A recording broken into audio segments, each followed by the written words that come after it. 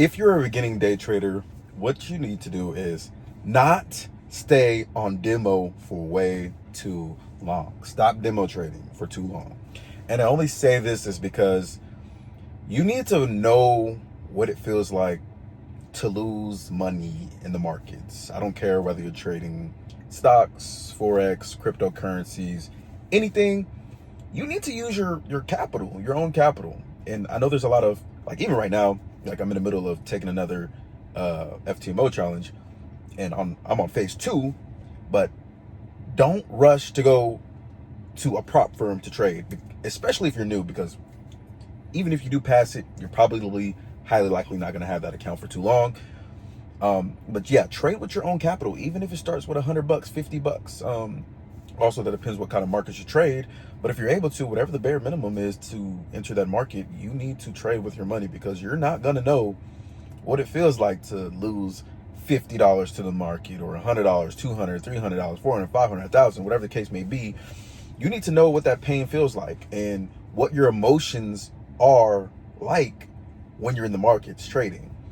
And that's something that, I mean, in the beginning of my journey, like, yeah, I was on demo for maybe 2 weeks, and this is years ago. I've been trading the markets for about 7 to 8 years now. But even when I first started, I was trading on demo for maybe 2 weeks, but I was like, man, I'm ready to make some money. Let's go live account. And I've always been on a live account. I didn't start really messing with prop firms until about maybe 2.5 years ago. But they are really a great source. Don't let anybody tell you like, oh, prop firms are so bad, why you want to trade with a prop firm? Stop. The rules are in place so that you use risk management, because that's what trading is. Stop letting these people who trade tell you that, oh, I just couldn't mess with the funding challenges, man. I blew like 50 challenges, and I just, maybe they just can't trade. Because honestly, I'm like, if you can't pass a challenge and be disciplined, that means you're just not disciplined. I don't get it. Like, that means you're just full on sending an account or something like that. I just don't get it. So yeah, that's another thing. Don't let these gurus or traders that say, oh, don't go to a prop firm. I don't believe you should go to a prop firm when you're first starting out. Of course not. Use your own capital. But once you want to gain more capital, and you know your strategy and you're comfortable with the markets, yeah, go take that funded challenge. Don't matter if it takes you 3 months, 4 months to finish it all.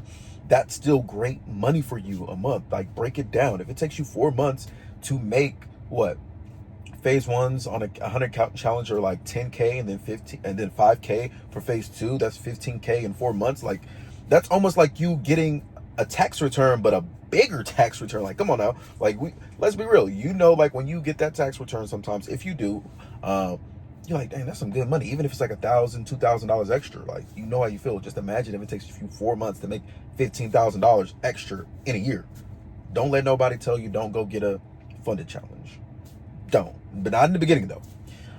But yeah, for beginners, that's what I would say is make sure you're just on that live account. Make sure you're back testing. Make sure you're like being comfortable, knowing your strategy, and don't trade so many things. Like, stick to a fast moving pair, or something that moves fast and then something that moves slow.